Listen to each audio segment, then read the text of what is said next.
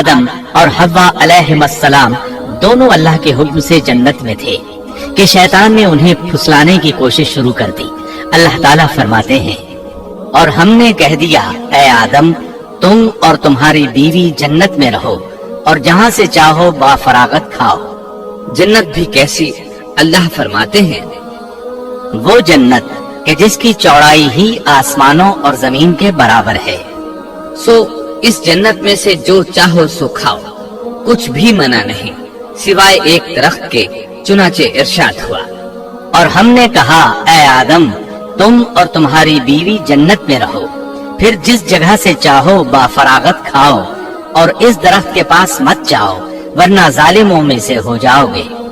ایک اور جگہ فرمایا، اور جب ہم نے فرشتوں سے کہا کہ آدم کو سجدہ کرو تو ابلیس کے سوا سب نے سجدہ کیا، ابلیس نے انکار کیا، تو ہم نے کہا اے آدم یہ تیرا اور تیری بیوی کا دشمن ہے، خیال رکھنا ایسا نہ ہو کہ وہ تم دونوں کو جنت سے نکلوا دے اور تو مصیبت میں پڑ جائے۔ یہاں تو تجھے آرام ہے، نہ تو بھوکا ہے اور نہ ننگا، اور نہ تو یہاں پیاسا ہوتا ہے نہ دھوپ سے تکلیف اٹھاتا ہے۔ اللہ نے آدم علیہ السلام کو کامل نعمتوں سے نوازا، بھوک نہ پیاس، یہاں تک کہ پیاس کے اسباب سے بھی محفوظ، نہ گرمی اور نہ دھوپ، پھر بے انتہا حسن و جمال، مشقت نہ تکلیف، بدبختی نہ بدقسمتی۔ آدم اور حوا علیہ السلام کے دلوں میں وسوسہ ڈالنے کے بارے میں بھی قرآن نے روشنی ڈالی ہے۔ پھر شیطان نے ان دونوں کے دلوں میں وسوسہ ڈالا۔ یہ وسوسہ اس نے ان دونوں کو طمع دلانے کی صورت میں پورا کیا، اور یہ طمع دلائی کہ اس درخت کو کھانے سے ہمیشگی اور بقا ملتی ہے اور کبھی نہ ختم ہونے والی بادشاہت حاصل ہوتی ہے، اور اس وسوسے کا مقصد یہ تھا تاکہ ان کا پردہ بدن جو ایک دوسرے سے پوشیدہ تھا دونوں کے روبرو بے پردہ کر دے۔ ان کی شرمگاہوں کو ننگا کرنے کے لیے اس نے ایسا کیا۔ وہ دونوں کپڑے میں ملبوس تھے، ستر ڈھانپ رکھا تھا۔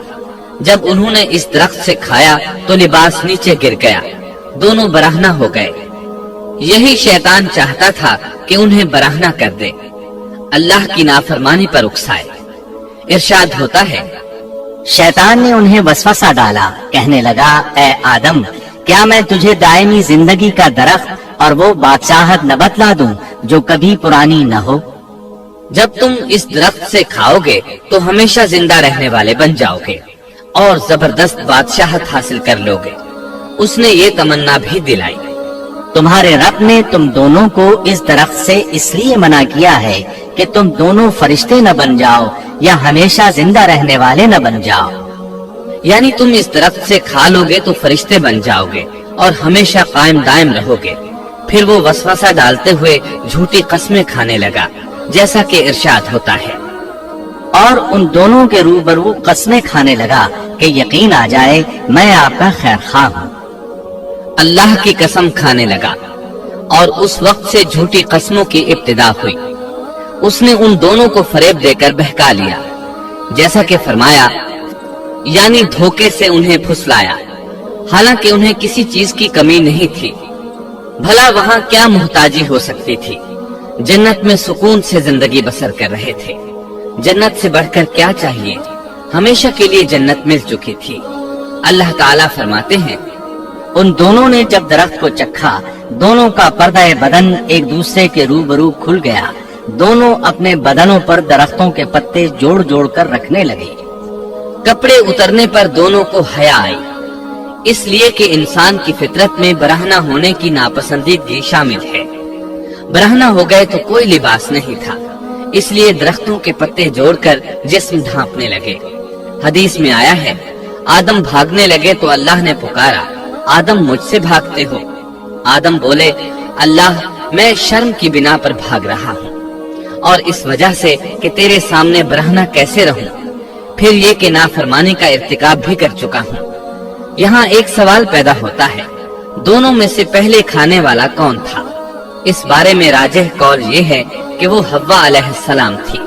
انہی نے آدم علیہ السلام کو طمع دلاتے ہوئے اس غلطی پر آمادہ کیا تھا، جیسا کہ بخاری شریف میں نبی اکرم صلی اللہ علیہ وسلم نے فرمایا، अगर हव्वा न होती तो कोई औरत अपने खावंद से खियानत न करती।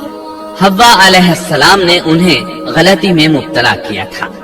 अगर हव्वा अलैहिस्सलाम न होती तो आदम भी खयानत में मुब्तला न होते और ना मासियत में मुब्तला होते। तब अल्लाह ने उन्हें पुकारा, क्या मैंने तुम दोनों को इस दरख्त से नहीं रोका था?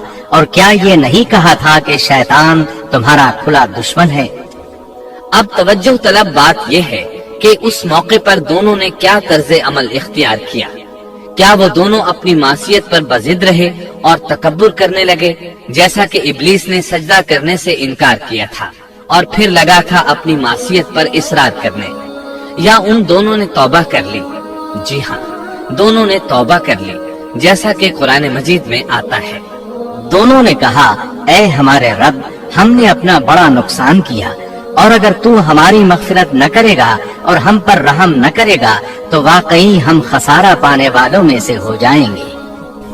सैयदना आदम अलैहिस्सलाम के वाक़े पर गौर करने से ये हकीकत मजीद वाज़ेह हो जाती है कि सैयदना आदम अलैहिस्सलाम की ये लग़्ज़िश गुनाह नहीं थी। ममनूआ दरख्त का फल खाते ही सैयदना आदम अलैहिस्सलाम और अम्मा हव्वा का लिबास उतर गया था। अल्लाह का हुक्म हुआ, जन्नत से उतर जाओ। मजीद फरमाया, तुम आपस में एक दूसरे के दुश्मन होगे और तुम्हारे वास्ते जमीन में रहने की जगह है और एक वक्त तक नफा हासिल करना है। अल्लाह ने मजीद फरमाया, तुम वहीं जिंदगी बसर करोगे और वहीं मरोगे और वहीं से दोबारा निकाले जाओगे। कुरान मजीद के दीगर मकामात में भी इस किस्से की तफसील मौजूद है। मसलन फरमाया, और इससे कबल हमने आदम से एक अहद लिया था मगर वो भूल गए और हमने उनमें कोई अज़्म नहीं पाया। अल्लाह ताला फरमाते हैं, और जब हमने फरिश्तों से कहा आदम को सजदा करो तो इब्लीस के सिवा सबने सजदा किया, उसने साफ इनकार कर दिया। तो हमने कहा, ऐ आदम, ये तेरा और तेरी बीवी का दुश्मन है, ख्याल रखना ऐसा न हो वो तुम दोनों को जन्नत से निकलवा दे और तू मुसीबत में पड़ जाए। आदम अलैहिस्सलाम जमीन पर उतरे और अपने रब से तौबा के कलिमात सीख लिए। ऐ हमारे रब, हमने अपना नुकसान किया और अगर तूने हम पर मग़फ़िरत और रहमत न फरमाई तो हम खसारा उठाने वालों में से हो जाएंगे। आदम अलैहिस्सलाम जमीन पर उतरे और उनके साथ हव्वा अलैहिस्सलाम भी उतरी और उनके साथ ही इब्लीस को भी उतारा गया। ये किस जगह पर उतरे इस बारे में इख्तिलाफ पाया जाता है, लेकिन इब्ने अब्बास रज़ी अल्लाह अन्हु की बात राजे महसूस होती है कि आदम अलैहिस्सलाम को हिंद में और हव्वा अलैहिस्सलाम को जद्दे में उतारा गया। जब आदम अलैहिस्सलाम उतर आए तो हव्वा अलैहिस्सलाम की तलाश शुरू कर दी। जमीन में उनकी तलाश में सरगर्दा हुए। आखिरकार मैदान अरफात में दोनों की मुलाकात हो गई। चूंकि मैदान अरफात में दोनों ने एक दूसरे की मारिफत हासिल की थी और उनका आपस में तारुफ हुआ था, लिहाजा इसी मुनासिबत से इस मैदान का नाम अरफात मशहूर हो गया।